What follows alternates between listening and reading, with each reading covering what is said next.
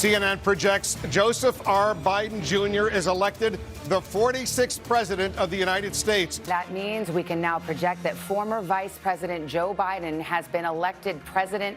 Joe Biden will be the next president of the United States. Can now project that former Vice President Joe Biden will win Pennsylvania and Nevada, putting him over the 270 electoral votes he needs to become the 46th president of the United States. It's one of the great days in American history.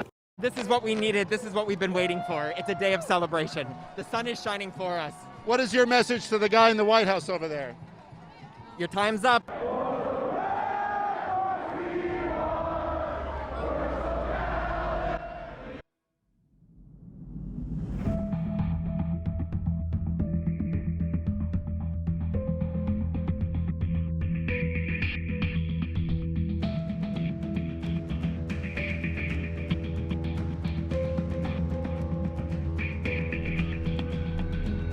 In America, on January 20th, 2021, Joseph Robinette Biden Jr.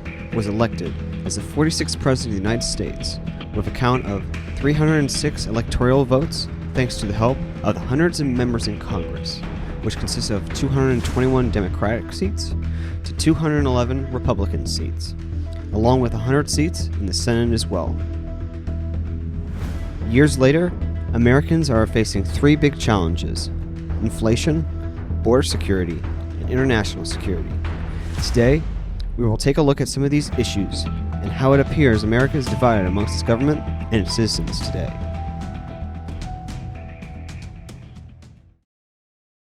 The waning power of a buck means we'll need to carry money around in a truck. How I feel about inflation is I do not think that it's a bad thing. It kind of helps to a degree stimulate the economy. It's obviously not what's best, in my opinion.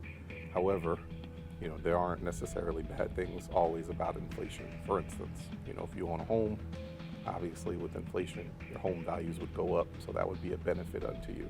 Gas prices are insane. I have a van, and I had to spend $72 to fill it up.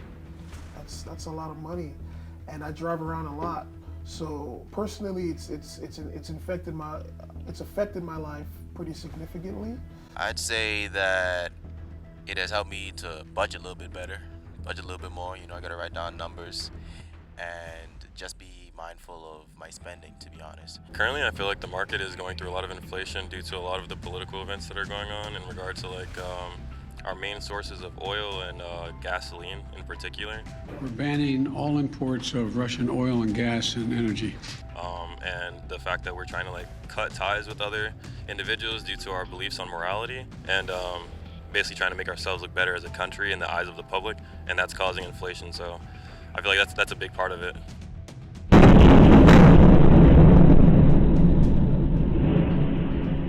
My thoughts on the Russian invasion of Ukraine.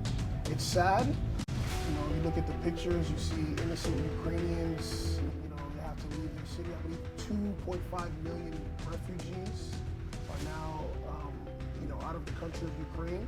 So my thoughts on the sanctions on Russia is I think that it is a cop-out to what we really should do.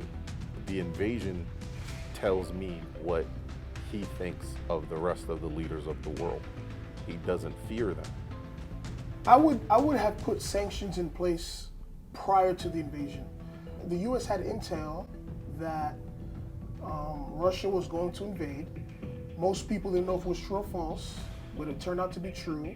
If the U.S. were confident in that intel, they should have sanctioned Putin prior. They should have deterred him prior. Would it have worked? Maybe not. Unfortunately, there's nothing much you can do. I wouldn't take military force against Putin. I don't think that's a smart idea.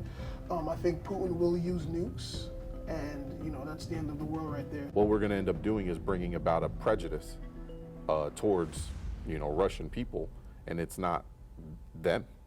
You know what I mean? It's essentially one man who made this decision.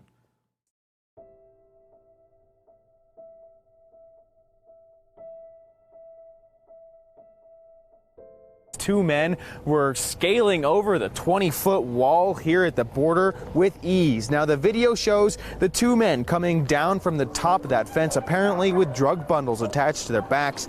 Now, they sneak around the street talking on cell phones, possibly with someone helping them avoid capture. Immigration is a very weird subject, and the fact that it's obviously most of the people that are here in America came here because of immigration. Most of it illegal in the first place. Because U.S. is the place of dreams and opportunities, so I feel like usually everybody have the equal opportunities. So if they want to come, I feel like they should just be able to come. I do understand that, there are countries that are corrupt and people need to escape.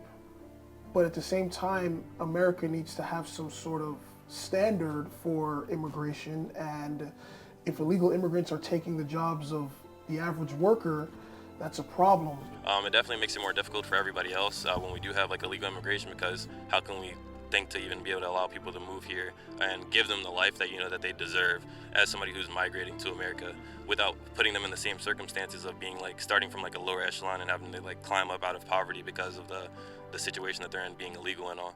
You have to assume that if you're coming over here illegally, you may be fleeing from some type of issue, but if you're not willing to come legally, and not everybody has the means to, we have to assume that you may do something wrong.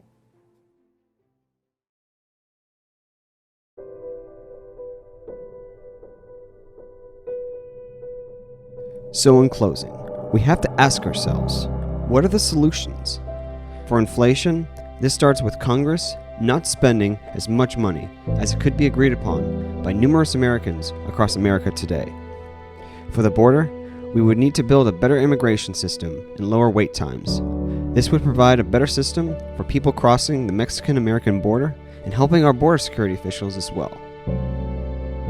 As far as international security goes, Joe Biden did do a good thing, giving $800 million to the Ukrainian government. The only thing, according to this Fox News contributor, is that we would need to give more fighter jets to the Ukrainian government. The frustration is he continues to draw these false distinctions between this type of weapon system is okay, but this type of weapon system is not okay. Give Zelensky the damn MiGs. Give him the air superiority that he needs to protect his cities that are literally being leveled as we speak. So yes, Joe Biden has done some good things and some bad things, unfortunately. But the end result is, sad to say, we are a divided country, ranging from different political opinions. But if we can unite this country through solutions and helping each other with acts of good, then there is nothing that we cannot do. Put on your mask. Put on a mask. Have you been tested? I'm way far away from those other people. And that's what he said. I can't. I'm going to be okay. He's not worried about you. He's not worried about the people out there breathing in one another. We've had no negative effect. No negative effect. We've had no negative effect. And we've had 35, 40,000 people. The social distancing and people wearing masks basically encourage them not to. All right, Ben, he's a fool on this. If you could get the crowds, you would have done the same thing. But you can't. Nobody can.